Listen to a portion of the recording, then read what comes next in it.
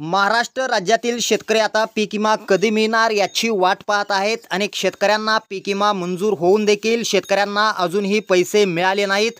आता 82 लाखाहून अधिक शेतकऱ्यांना पीक विमा पैसे त्यांच्या बँक खात्यावर जमा करण्यात येणार आहेत।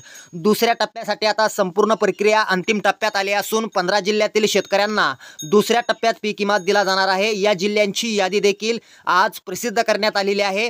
15 जिल्ह्यातील जे शेतकरी अजूनही बाकी आहेत त्यांना लवकरात लवकर पीक विमा रक्कम देण्यात यावी असे आदेश कृषी विभागाकडून आणि कृषी मंत्र्यांकडून सर्व पीक विमा कंपन्यांना देण्यात आलेले आहेत।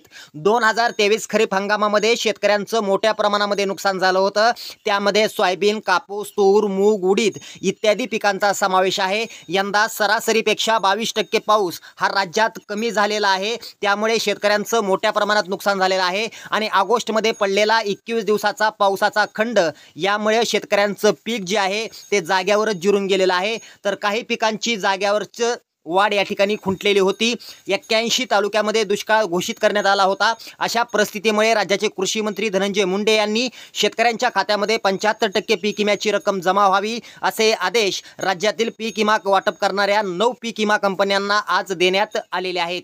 दुसऱ्या टप्प्यातील पात्र जिल्हे या ठिकाणी पाहतोय जालना, परभणी, नागपूर, लातूर, अमरावती, नांदेड, नगर, सोलापूर, बीड, अकोला, धाराशिव, सांगली, सातारा, जळगाव आणि नाशिक।